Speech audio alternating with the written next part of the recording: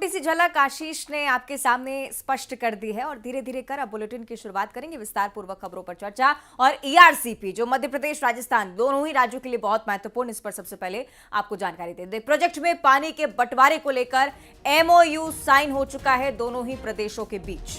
दरअसल दिल्ली में केंद्रीय जल शक्ति मंत्री के साथ बैठक में दोनों राज्यों के बीच एमओयू पर हस्ताक्षर किए गए। इससे पहले सीएम डॉक्टर मोहन यादव राजस्थान के जयपुर पहुंचे। इस परियोजना पर राजस्थान के सीएम भजनलाल शर्मा के साथ चर्चा की और दोनों ही राज्यों के सीएम उसके बाद दिल्ली पहुंचते हैं। समझौते से दोनों ही बड़े राज्यों को आबादी को जो है वो सिंचाई को लेकर पानी मिलेगा, बड़ा फायदा मिलने वाला है। अवंतिका, दरअसल दोनों राज्यों की 13 जिलों को इससे सीधा सीधा लाभ होगा और यहाँ के लोगों को पानी के संबंध में जो भी समस्याएं आ रही हैं, ये दोनों प्रदेश साझा तौर पर उन समस्याओं का बंटवारा करेंगे। इस एमओयू का जो सबसे बेसिक फंडा है या फॉर्मूला कहें, वो यही है कि जो समस्याएं हैं वो बांट ली जाएं तो इससे समाधान निकल आएगा। तो ये एक अच्छा प्रयास, अच्छा कोशिश कह सकते हैं अच्छी, और इसमें मध्य प्रदेश और राजस्थान के 13 जिले के लोगों को सीधा सीधा लाभ होगा। बिल्कुल, और अच्छी बात आशीष मुझे लगता है ये भी कि जैसे ही मुख्यमंत्रियों के बीच मुलाकात हुई, इसे लेकर चर्चाएं होने लगी। शिवराज सरकार में आपने देखा होगा निश्चित तौर पर कि किस प्रकार इस पर बात शुरू हुई थी। धीरे धीरे कर जैसे ही इस पर एमओयू साइन होने की बात आती रही, कई अलग अलग विवाद जो जन्म लेते गए, लेकिन अब जाकर चलिए एमओयू साइन हुआ है और बहुत जल्द ही एक कामना कर सकते हैं कि धरातल पर इसका फायदा भी मिले। और ये कैसे संभव हुआ, ये भी देखना महत्वपूर्ण है।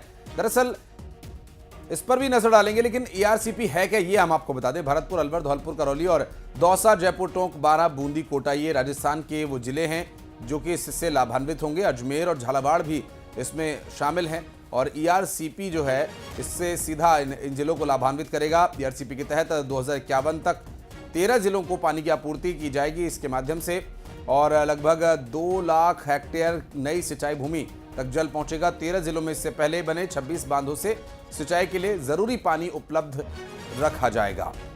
तो ईआरसीपी जरूरी क्यों है, ये भी आपको हम जानकारी ग्राफिक्स के माध्यम से दे रहे हैं। चंबल ये अंचल तो ये बहुत कष्ट के जिले थे, जहां हम अगर मुरैना, ग्वालियर, गुना, शिवपुरी, इधर आगर, राजगढ़, उज्जैन, देवास, ये पूरा बेल्ट जो हमारा ड्राई बेल्ट था, इस बेल्ट के अंदर पानी की न केवल उपलब्धता होगी, जिससे हमारा औद्योगिकरण का भी बेल्ट नया बनेगा, बल्कि सिंचाई का बहुत बड़ा रकबा बढ़ेगा। लगभग 3 लाख हेक्टेयर से ज़्यादा जमीन की सिंचाई होने वाली है। हमारे सभी धार्मिक स्थान, सभी पर्यटन के केंद्र, सभी प्रकार के संस्थान विकास के लिए पश्चिमी मध्य प्रदेश के लिए ये बहुत बड़ा एक तरह से वरदान है। एक नए पुण्य का सृजन आज से प्रारंभ हुआ है, जो इन दोनों राज्यों के 26 जिले, 13 जिले दोनों तरफ, और 2,80,000 हेक्टेयर राजस्थान की और 2,80,000 हेक्टेयर मध्य प्रदेश की, ऐसी कुल मिलाकर के 5,60,000 यानी 14 लाख एकड़ जमीन नई सिंचाई के तहत आएगी। और निश्चित ही इन दोनों ही जिलों के किसानों के साथ उनके जीवन में तो परिवर्तन आएगा ही, उनकी आमदनी को दुगना करने का जो माननीय प्रधानमंत्री जी का संकल्प और सपना है वो पूरा होगा ही। और मध्य प्रदेश की अगली महत्वपूर्ण जानकारी, प्रशासनिक सर्जरी बहुत बड़े स्तर पर मध्य प्रदेश में हुई है। दरअसल मनीष रस्तोगी को जेल विभाग का प्रमुख सचिव बनाया गया, जबकि एसएन मिश्रा को परिवहन विभाग का अतिरिक्त प्रभार दिया गया है। डीपी आहूजा लोक निर्माण विभाग के प्रमुख सचिव बनाए जा चुके हैं। सुखबीर सिंह प्रमुख सचिव उज्जैन खाद्य प्रसंस्करण विभाग के तौर पर काम करते हुए नजर आने वाले हैं। संजय कुमार शुक्ला राजभवन के प्रमुख सचिव बन चुके हैं। आर भोसले सामाजिक न्याय दिव्यांग विभाग, निशांत वरवड़े आयुक्त उच्च शिक्षा विभाग की जिम्मेदारी संभालेंगे। मनीष सिंह को राज्य उपभोक्ता विवाद आयोग के रजिस्ट्रार के तौर पर जिम्मेदारी सौंपी गई है। तो मध्य प्रदेश में प्रशासनिक सर्जरी, इससे जुड़ी डिटेल्स हम आपको बता रहे हैं। मध्य प्रदेश में प्रशासनिक स्तर पर क्या कुछ घट रहा है, बड़ी इस वक्त की इंफॉर्मेशन आपको हम बता रहे हैं, जिसमें अधिकारियों के तबादले हो गए। आपके क्षेत्र में क्या कोई अधिकारी बदला है, ये भी आप देख सकते हैं। सुखबीर सिंह प्रमुख सचिव उज्जैन खाद्य प्रसंस्करण विभाग, संजय कुमार शुक्ला को राजभवन का प्रमुख सचिव बनाया गया है।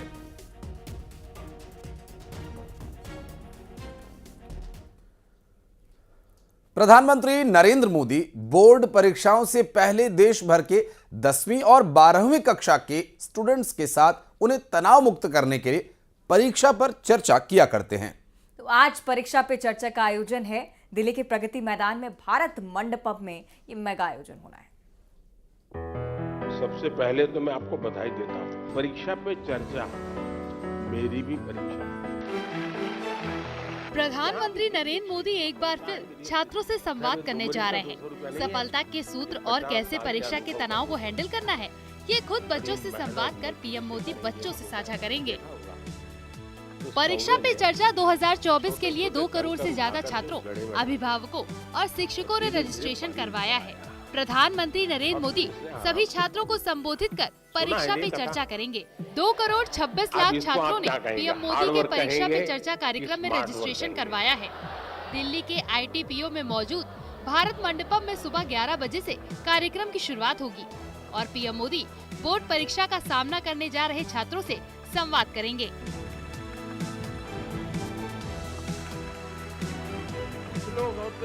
प्रधानमंत्री मोदी इस कार्यक्रम में छात्रों, शिक्षकों और अभिभावकों से परीक्षा और शिक्षा क्षेत्र से जुड़ी तमाम चुनौतियों पर बातचीत करेंगे। कार्यक्रम के दौरान पीएम मोदी परीक्षा की तैयारी से जुड़ी चुनौतियों से निपटने की सलाह देंगे। साथ ही छात्रों, शिक्षकों और अभिभावकों के कुछ खास सवालों के जवाब भी देंगे। कुछ चयनित स्टूडेंट्स को पीएम मोदी की किताब एग्जाम वॉरियर्स भी दी जाएगी। सप्ताह में एक दिन मेरा डिजिटल फास्टिंग होगा। नो डिजिटल डिवाइस, मैं किसी को हाथ नहीं लगाऊंगा। कार्यक्रम के दौरान लगभग 4000 लोग प्रधानमंत्री के साथ बातचीत करेंगे। वहीं एकलव्य मॉडल आवासीय विद्यालय के 100 स्टूडेंट्स पहली बार कार्यक्रम में शामिल होंगे। पिछले साल कुल 38,80,000 छात्रों ने कार्यक्रम में शामिल होने के लिए रजिस्ट्रेशन कराया था। कार्यक्रम का आयोजन शिक्षा मंत्रालय के स्कूल एवं साक्षरता विभाग की ओर से किया जाता है।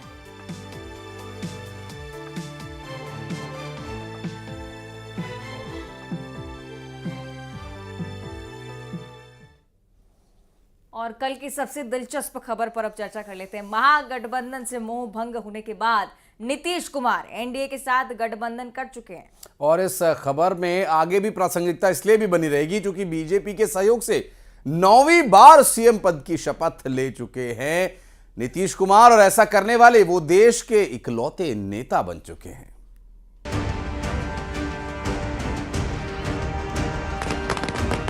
मैं नीतीश कुमार सत्यनिष्ठा से प्रतिज्ञा करता हूँ। मैं नीतीश कुमार 9वीं बार नीतीश कुमार प्रतिज्ञा करता हूं कि मैं विधि द्वारा स्थापित भारत के संविधान के प्रति। नीतीश कुमार ने 9वीं बार बिहार के मुख्यमंत्री पद की शपथ ली और इसी के साथ बिहार में एक बार फिर एनडीए की सरकार की वापसी हो गई। करीब 18 साल से बिहार की राजनीति की धुरी बने हुए नीतीश कुमार ने 9वीं बार मुख्यमंत्री पद की शपथ ली। नीतीश के साथ 8 मंत्रियों ने भी पद और गोपनीयता की शपथ ली। बीजेपी कोटे से 3 और जेडीयू कोटे से 3 मंत्री बनाए गए। इसके अलावा हिंदुस्तानी आवाम मोर्चा से 1 मंत्री और निर्दलीय सुमित कुमार ने भी मंत्री पद की शपथ ली और इसमें बीजेपी कोटे के सम्राट चौधरी और विजय सिन्हा को उप मुख्यमंत्री बनाया गया है।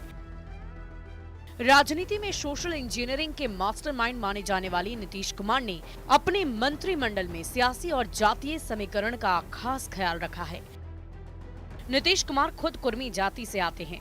कुर्मी जाति से आने वाले श्रवण कुमार को मंत्रिमंडल में जगह दी गई, जबकि लव कुश समीकरण के कुशवाहा समाज के सम्राट चौधरी को उप मुख्यमंत्री बनाया गया है। नीतीश मंत्रिमंडल में यादव जाति का प्रतिनिधित्व विजेंद्र यादव कर रहे हैं। महादलित समाज से आने वाले संतोष कुमार सुमन को मंत्री बनाया गया है। मंत्रिमंडल में अगड़ी जाति का ख्याल रखते हुए भूमियार जाति से 2 लोगों को प्रतिनिधित्व मिला है। भूमियार जाति से आने वाले विजय सिन्हा को डिप्टी सीएम बनाया गया है। तो नीतीश कुमार के खास माने जाने वाले विजय चौधरी को भी एक बार फिर मंत्री बनाया गया, जबकि सुमित कुमार सिंह राजपूत समाज का प्रतिनिधित्व कर रहे हैं। अति पिछड़ा समाज से ताल्लुक रखने वाले कहार या फिर कहें तो चंद्रवंशी समाज से डॉक्टर प्रेम कुमार को मंत्री बनाकर जातीय समीकरण के साथ साथ सियासी समीकरण को भी साधने की कोशिश की गई है। कुछ लोगों का हो गया, यानी हम हमारे अलावे 8 लोगों का हो गया है वो, तो अब बाकी जो बचेंगे उसको बहुत जल्दी और काफी लोगों का भी हो जाएगा। तेजस्वी कह रहे हैं, लेकिन आज जितने लोगों का किया गया है, हालांकि आगे मंत्रिमंडल का विस्तार होना है और कई और नेताओं को मंत्री बनाया जाएगा, जिसमें अल्पसंख्यक वर्ग से आने वाले किसी नेता को भी मौका मिल सकता है। लेकिन अभी अगड़ी जाति में ब्राह्मण को छोड़ दिया जाए तो कोशिश यही है कि हर एक वर्ग को मंत्रिमंडल में प्रतिनिधित्व मिल जाए। Bureau report, news 18। छत्तीसगढ़ में बीजेपी लोकसभा चुनाव की तैयारियों में जुट गई है और एक तरफ जहां अरुण साव ने कहा कि बीजेपी उम्मीदवारों को लेकर लिस्ट फरवरी में जारी करेगी, तो वहीं बस्तर की सीटों को लेकर भी यहां मंथन हुआ। और विस्तार से स्थिति समझिए इस रिपोर्ट में। डिप्टी सीएम अरुण साव ने लोकसभा चुनाव को लेकर कहा कि फरवरी में बीजेपी की उम्मीदवारों की लिस्ट आ जाएगी। साथ ही उन्होंने प्रदेश की 11 लोकसभा सीट जीतने का दावा किया। चल रही है, क्लस्टर बन गया है, लोकसभा के प्रभारी सह प्रभारियों की नियुक्ति हो गई है और उसके लिए बैठकें प्रारंभ हो गई है। तो निश्चित रूप से भारतीय जनता पार्टी छत्तीसगढ़ की 11 की 11 लोकसभा सीट जीतने की तैयारी में पूरी ताकत से जुटी है। देखिए, हमेशा भारतीय जनता पार्टी नए लोगों को हमेशा से मौका देती रही है, पर पार्टी जीतने योग्य और सक्षम प्रत्याशियों को चुनाव के मैदान में उतारेगी। वहीं बीजेपी का फोकस आदिवासी सीटों पर भी है। बस्तर की लोकसभा सीटों को लेकर बीजेपी की बड़ी बैठक हुई, जिसमें क्षेत्रीय संगठन महामंत्री अजय जामवाल, संगठन महामंत्री पवन साय, राष्ट्रीय उपाध्यक्ष लता उसेंडी, अजय चंद्राकर, केंद्र कश्यप और पार्टी के बड़े पदाधिकारी ने मंथन किया। बैठक के बाद नेताओं ने कहा कि विधानसभा चुनाव जीते हैं, लोकसभा चुनाव भी जीतेंगे। लोकसभा की तैयारी के लिए बैठक थी साहब। कांग्रेस को कितनी चुनौती मानते हैं? कांग्रेस की कहाँ चुनौती है, देखा ना, महागठबंधन बिहार में भी बिखर गया। तो बस्तर लोकसभा जीतने के 1,00,000%। तो विधानसभा चुनाव के बाद अब लोकसभा चुनाव की बारी है। विधानसभा चुनाव में जीत के बाद बीजेपी अब कोई कोर कसर नहीं छोड़ना चाहती और बस्तर सहित लोकसभा की 11 सीटों पर फोकस कर रही है। Bureau report, news 18, Madhya Pradesh, Chhattisgarh. और पंडित धीरेन्द्र कृष्ण शास्त्री की चर्चा करेंगे, जिनने नशे के खिलाफ एक कड़ी कार्रवाई करने की मांग रखी है। दरअसल कवर्धा में पंडित धीरेन्द्र कृष्ण शास्त्री ने पत्रकारों से बातचीत में कहा कि हम शराबबंदी के पक्ष में हैं। तो नशे के कारण परिवार तबाह होता है, सरकार नशे के खिलाफ कड़ी कार्रवाई करे, ये जो शब्द हैं वो पंडित धीरेन्द्र कृष्ण शास्त्री के। बागेश्वर बाबा ने आगे कहा कि कई जगहों पर मंदिर तोड़कर मस्जिद बनी है। 500 साल बाद कोर्ट का फैसला आया, जिससे रामलला का मंदिर तैयार हुआ। काशी में आर्कियोलॉजिकल सर्वे ऑफ इंडिया का सर्वे सनातन के पक्ष में है, कोर्ट में भी जल्द फैसला आएगा। तो उन्होंने ये भी कहा कि कायदे में रहेंगे तो ही फायदे में रहेंगे। अयोध्या झांकी है, काशी मथुरा बाकी है, ये भी नारा उनकी तरफ से। बागेश्वर बाबा ने कहा कि साधराम यादव के हत्यारों को फांसी होनी चाहिए।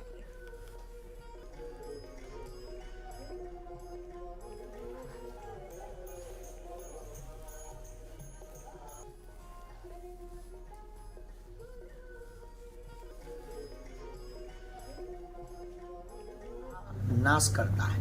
संतों को जितना उद्बोधन में बोलना चाहिए, देखो हम तो प्रवचन ही कह सकते, हम आपको समझा सकते, गुरु का काम है समझाना, चलना आपका काम है। लेकिन निश्चित रूप से सरकार को अब संतों की बात पर ध्यान रखना चाहिए कि हम लोग जो है समाज हितैषी लोग हैं और इन बातों को गंभीरता से लेकर के भारत में ये जितने भी गंदे नशे हैं, इनमें बहुत ज़्यादा जो है परिवार बर्बाद हो जाते हैं, छोटे छोटे बच्चे उससे ग्रसित हो जाते हैं। कठोर कार्रवाई करके कोई नया कानून ऐसा लाना चाहिए उनको, ताकि नशा बेचने वालों को डर भर जाए, और डर भरेगा, नशा विक्रय कम होगा, तो निश्चित रूप से उस पर रोक लगेगी और युवान सकारात्मक ऊर्जा की ओर बढ़ेंगे। तो हमें भरोसा है कि जब बिकना बंद होगा और पीने वाले कम होंगे तो निश्चित रूप से फिर नशा। और बिलासपुर में न्यूज़ 18 मध्य प्रदेश छत्तीसगढ़ की खबर दिखाए जाने के बाद प्रशासनिक कार्रवाई की गई, जिसमें स्कूल में धर्मांतरण के खेल को लेकर खुलासा हुआ। आरोपी हेडमास्टर को गिरफ्तार कर लिया गया है। पूरा मामला क्या है, विस्तार से देखिए। बिलासपुर में न्यूज़ 18 की खबर पर एक्शन जारी है। धर्मांतरण का एजेंट बने हेडमास्टर को गिरफ्तार कर लिया गया है। इससे पहले हिंदू संगठनों ने आरोपी हेडमास्टर का पुतला फूंका और गिरफ्तारी की मांग की। न्यूज 18 ने खुलासा किया था कि सरकारी प्राथमिक स्कूल भरारी का हेडमास्टर छात्रों को हिंदू देवी देवताओं को नहीं मानने की शपथ दिला रहा था। ये वीडियो अयोध्या में राम मंदिर प्राण प्रतिष्ठा के दिन 22 जनवरी का बताया जा रहा था। न्यूज 18 मध्य प्रदेश छत्तीसगढ़ पर खबर चलने के बाद सरकार और प्रशासन हरकत में आए और डीईओ ने आरोपी हेडमास्टर को सस्पेंड कर दिया और अब उसे गिरफ्तार कर लिया गया है। बिलासपुर से न्यूज 18 के लिए उमेश मौर्य की रिपोर्ट। और धर्मांतरण को लेकर सीएम का भी एक बड़ा बयान सामने आया है। सीएम विष्णुदेव साय जिन्होंने बयान दिया है कि हेल्थ एजुकेशन की आड़ में धर्मांतरण चल रहा है। मिशनरीज का बोलबाला है और ये सब रुकेगा, हिंदुत्व को ताकत भी मिलेगी। मुख्यमंत्री विष्णुदेव साय ने इस पर बयान दिया।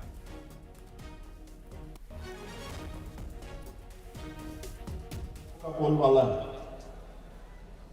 एजुकेशन और हेल्थ में वो लोग वहां पर हावी है और इसका दुष्प्रभाव हो रहा है। इसके आड़ में वो लोग धर्मांतरण ज्यादा करते हैं, तो ये सब भी रुकेगा, हिंदुत्व को एक ताकत भी मिलेगी। और ज्यादा वक्त नहीं लेते हुए जितने भी यहाँ पर पुरस्कृत हुए हैं, चाहे हमारे स्टाफ के हैं चाहे बच्चे हैं,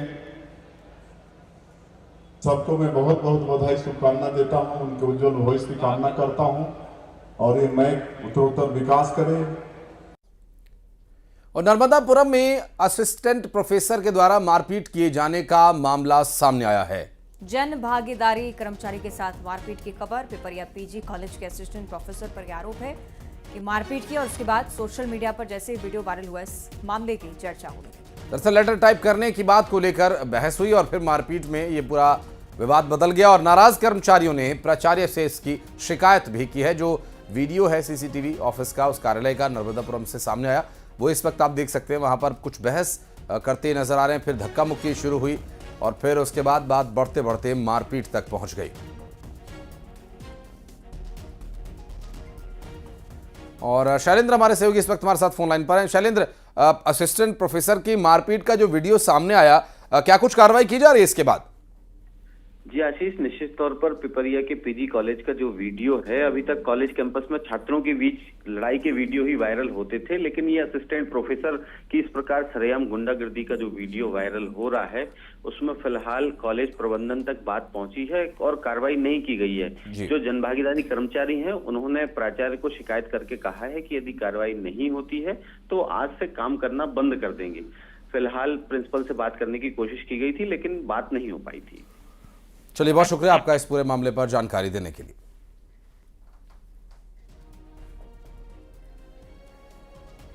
और अब ग्वालियर की चर्चा करेंगे, जहां बेहद सनसनीखेज मामला सामने आया है। यहां एक घर से पति, पत्नी और बेटे का शव फंदे से लटकता पाया गया।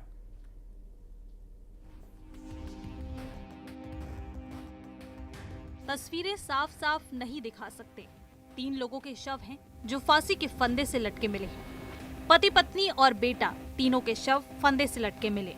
40 साल की त्रिवेणी झा सरकारी स्कूल में प्रिंसिपल थी। उनके पति 48 साल के जितेंद्र ठेकेदार थे, जबकि 17 साल का बेटा अचल 12वीं का छात्र था। सिरोह थाने के हुरावली की घटना के बारे में जिसने भी सुना वो हैरान रह गया। सूचना के बाद मौके पर पुलिस पहुंची और जरूरी सबूत जुटाए।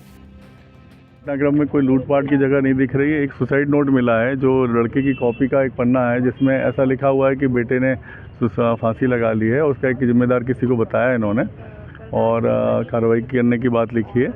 और इसके अलावा हम लोग अभी पूरा इसको एफएसएल से साइंटिफिक इन्वेस्टिगेशन करके एविडेंस कलेक्ट कर रहे हैं। माना जा रहा है कि परिवार ने सामूहिक सुसाइड किया है। मौके से सुसाइड नोट भी मिला है। हालांकि पुलिस सभी एंगल से जांच कर रही है। Bureau report, news 18।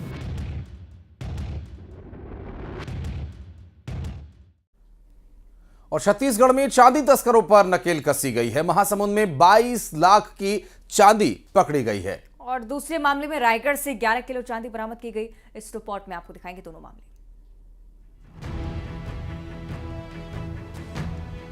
महासमुंद के सिंघोड़ा पुलिस ने रेहटी खोल अंतर्राज्यीय चेक पोस्ट पर एक लग्जरी कार से सोने की ज्वेलरी और 4 चांदी की सिल्ली बरामद की है। बरामद चांदी की कीमत करीब 22 लाख बताई जा रही है। पुलिस ने 2 लोगों को हिरासत में लिया है। वहीं चांदी की सिल्ली और सोने के गहने ओडिशा से तस्करी कर रायपुर लाए जा रहे थे। सिंघोड़ा पुलिस और साइबर सेल की टीम ने महीने भर के अंदर तीसरी बार भारी मात्रा में सोना और चांदी पकड़ा है।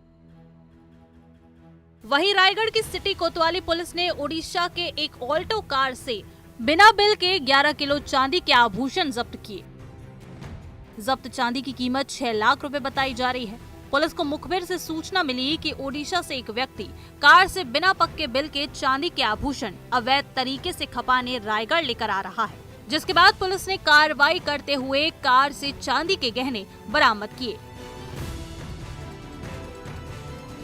Bureau report, news 18, Madhya Pradesh, Chhattisgarh.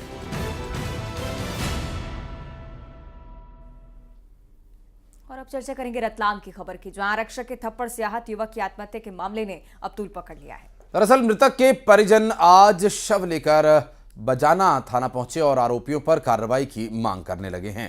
आपको बता दें कि मामले में आरक्षक को एसपी पहले ही निलंबित कर चुके हैं, लेकिन परिजनों की आगे भी मांग है कि आरक्षक के साथ जो लोग मौजूद थे उनके खिलाफ भी कार्रवाई होनी चाहिए। और इस बीच एक बड़ी खबर, नामली थाना पुलिस पूरे मामले की जांच करे। दरअसल रतलाम में बदमाशों की करतूत, 4 गाड़ियों पर पथराव का यह मामला 4 लेन के नामली के पास पथराव हुआ है। तो पुलिस लगातार मामले की जांच में जुटी हुई। 4 गाड़ियों पर पथराव की सूचना बदमाशों की तरफ से ये हुआ। असामाजिक तत्व रहे या पहले कोई विवाद रहा है, ये पता लगाने का प्रयास किया जा रहा है। 4 लेन के नामली के पास के ये पूरी घटना है। तस्वीरें आपकी टीवी स्क्रीन पर कुछ गाड़ियां आपको नजर आएंगी जिनके सामने जो शीशा है वो पूरी तरह से क्षतिग्रस्त। ये बस यहां पर भी पथराव को लेकर सूचना जैसी मिली, अफरा तफरी मच गई। हालांकि बदमाशों की जो करतूत है वो पुलिस तक जरूर पहुंची है। तलाश में पुलिस जुटी हुई। कार की और बस की दोनों की विंड स्क्रीन देखिए पूरी तरह से क्षतिग्रस्त हो चुकी है। नामली थाना पुलिस पूरे मामले की जांच पड़ताल कर रही है। हालांकि इस पूरे मामलों में जो बदमाश हैं उनकी जो करतूत है, आसपास के सीसीटीवी वीडियोस तलाशने का प्रयास अभी जारी है। और यहाँ नामली थाना पुलिस मामले की जांच कर रही है। कुछ आते जाते जो लोग हैं कहाँ से गए और कहाँ उनका जाना हुआ, आसपास ये देखा जा रहा है कि कोई सीसीटीवी कैमरा वहाँ लगा हुआ था। हालांकि 4 लेन नामली के पास अमूमन इस तरह के सीसीटीवी नहीं हुआ करते, लेकिन वहाँ पर जो शुरुआत है वो यहीं से की गई है। रतलाम में बदमाशों की करतूत का ये पूरा मामला सामने आने के बाद कार्रवाई की जा रही है। 4 गाड़ियों पर पथराव किए गए, कारण क्या रहा और क्या वजह रही कि पथराव किया गया, क्या विवाद था। बस पर पत्थर फेंके गए, कार के शीशे को तोड़ दिया गया, विंड स्क्रीन को क्षतिग्रस्त किया गया। ये तस्वीरों में आप देख सकते हैं साफ तौर पर। अच्छी बात है कि जनहानि को लेकर सूचना सामने नहीं आई है, कोई व्यक्ति घायल नहीं हुआ है।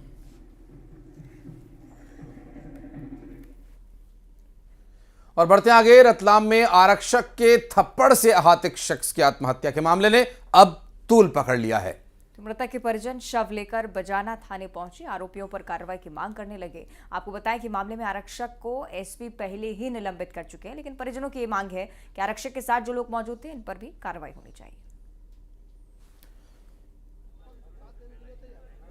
तो ये भारी भीड़ आप देखेंगे परिजनों की, जो थाने के घेराव के लिए भी पहुंचे। चक्का जाम सड़क पर भी किया। वीडियो सामने आया था जिसमें आरक्षक के साथ कुछ लोग नजर आ रहे थे, जिन्होंने पीड़ित के साथ, जो परिजन कह रहे हैं कि मारपीट की है। आरक्षक निलंबित हो चुका है, उसके साथ जो लोग मौजूद थे इनके खिलाफ कोई कार्रवाई नहीं हुई है और इसी से नाराजगी परिजनों की बढ़ती गई। और नाराजगी का कारण रहा आत्महत्या करना, और उसका कारण ये बताया जा रहा है कि आरक्षक ने जो मारपीट की, मृतक के साथ जो मारपीट की थी, उसकी वजह से ही उसने ये कदम उठाया। और अब इस पूरे मामले को लेकर परिजन आक्रोशित हैं स्वाभाविक रूप से, और फिर उनके साथ उनके समर्थक भी पहुंच गए हैं।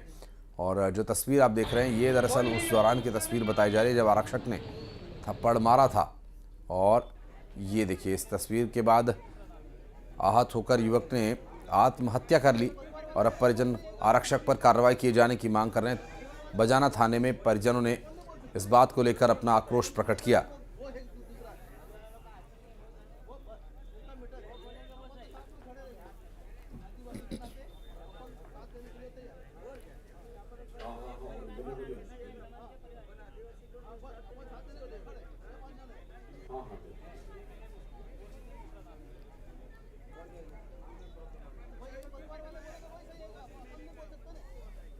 और अब देखिए टॉप 20 खबरें।